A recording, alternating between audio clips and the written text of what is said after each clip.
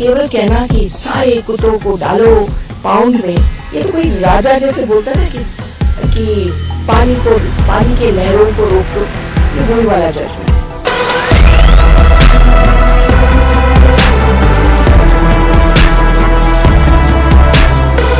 ये वही जज अगर ये बोले कि मैं ऑर्डर करता हूं कि सब लोग लाल रंग पहन करके निकले, हो नहीं सकता। शेल्टर तो एक भी नहीं है पूरे दिल्ली में, तो कहां डालेंगे? 3 लाख कुत्ते, 3 लाख कुत्तों को कौन से शेल्टर में आप डालेंगे? पहले तो दिल्ली सरकार को ये लिखा है कि 2 महीने के अंदर अंदर उनको शेल्टर, उसका असल नाम है पाउंड में डालना पड़ेगा। अब उसके लिए पाउंड बनाने पड़ेंगे। तो 1 पाउंड अभी 3 लाख कुत्तों के लिए आपको 3000 पाउंड बनाने पड़ेंगे, और वो भी वहां बनाने पड़ेंगे जहां कोई रहता नहीं है, क्योंकि एक कॉलोनी के अंदर तो आप बना नहीं सकते हैं जिसमें आप 100 कुत्ते डालेंगे या 200 कुत्ते डालेंगे। तो एक पाउंड को बनाने में आपको लगेंगे 4-5 करोड़, क्योंकि दीवारें बहुत बड़ी होंगी, जगह भी आपको चाहिए कम से कम 1 एकड़। तो 3000 एकड़ आप ढूंढिए जहां लोग नहीं हैं और वहां बनाइए। दूसरी चीज ये है कि आपको 1.5 लाख लोगों को एम्प्लॉय करना पड़ेगा, क्योंकि सफाई के लिए आखिर अगर 200 कुत्ते एक जगह में हैं तो गंदगी तो करेंगे ही करेंगे ना बेटे, तो फिर कौन साफ करेगा? 1.5 लाख लोग।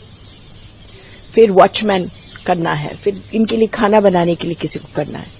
अगर आपने गलती से अगर बना भी लिए तो ये बताइए कि आप 5 करोड़ रुपए हफ्ते खर्चा करने के लिए तैयार हैं कुत्तों को खिलाने के लिए हर हफ्ते? क्योंकि अभी तो वो मुफ्त में खा रहे हैं, फीडर्स, सिविल सोसाइटी उनको खिला रही है। अब तो सरकार कह रही है कि नहीं, हम रखेंगे और हम खिलाएंगे। तो बताइए कहां से पैसे आएंगे? और अगर आएंगे भी तो लोग क्या नहीं बोलेंगे कि आप गरीबों के लिए कुछ कर नहीं सकते हैं, आप कुत्तों को खिला रहे हैं? तो एक तो ये नामुमकिन है। दूसरा, अगर मान लो कोई जादू से हो भी गया तो फिर क्या होगा?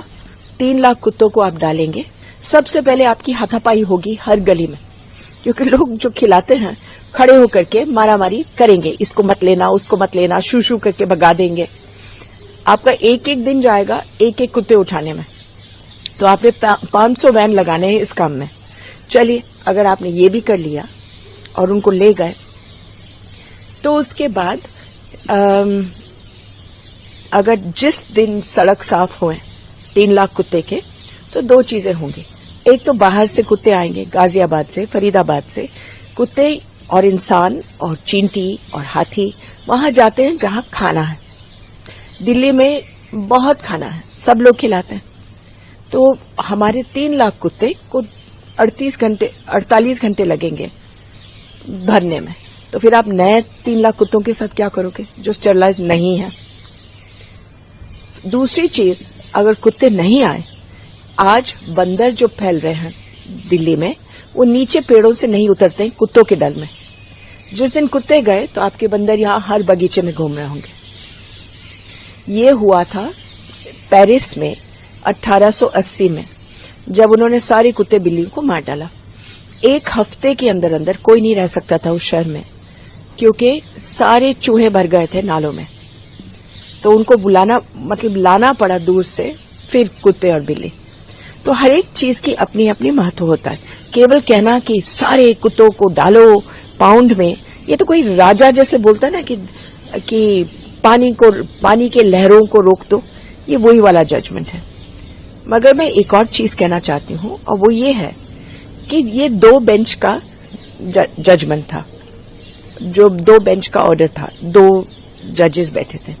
इससे पहले सुप्रीम कोर्ट में 2 बेंच का ऑर्डर था, जस्टिस माहेश्वरी का। तो क्या उनका चलेगा या इनका चलेगा? क्योंकि जस्टिस माहेश्वरी ने कहा सब कुछ बहुत ठीक है, थोड़ा सा इसको और अच्छा कर दो, बस। अब ये और ये तो बिल्कुल एक जैसे हुए। दोनों अलग अलग ऑर्डर्स आए हैं सुप्रीम कोर्ट से, तो कौन माना जाएगा? सुप्रीम कोर्ट की ओर से ये भी कहा गया है कि डॉग्स बाइट्स की घटनाएं लगातार बढ़ रही हैं, उसको देखते हुए ये ऑर्डर्स दिया गया है। इसके साथ ही मेयर का भी इस पर बयान आया। तो मैं ये कह रही हूँ, डॉग बाइट्स पता नहीं बढ़ रहे हैं कि नहीं बढ़ रहे हैं, लेकिन हाँ, मीडिया उनके बारे में ज्यादा लिख रही है।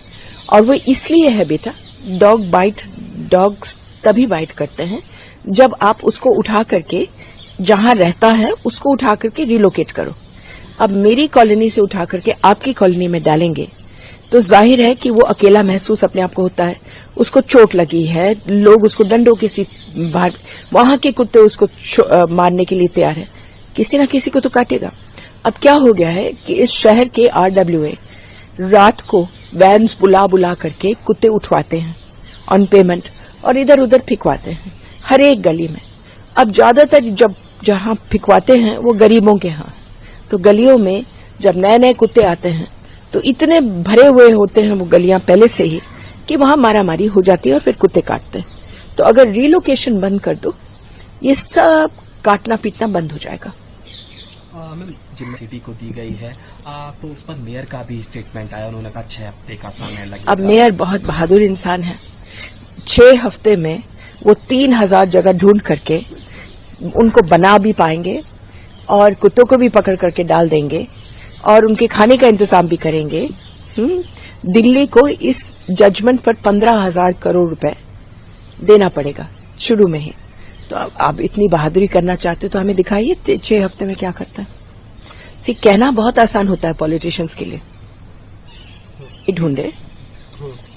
इसका उपाय ये है कि आप ABC सेंटर्स को ठीक से चलाएं, जो स्टेरिलाइजेशन करते हैं, रिलोकेशन बंद करवाएं, तो 2 साल के अंदर अंदर आपकी सारी मुसीबत खत्म हो जाएगी।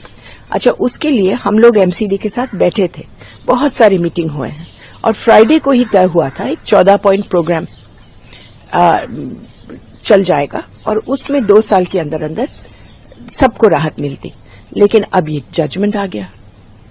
अब ये जजमेंट मुझे नहीं मालूम कि लीगल भी है कि नहीं, बस एक गुस्से में देने वाला, आप आओ बैठो रोब जमाओ, जजमेंट दे दो और कहो कि कोई नहीं बोलेगा, कोई मुझे सुनना नहीं है।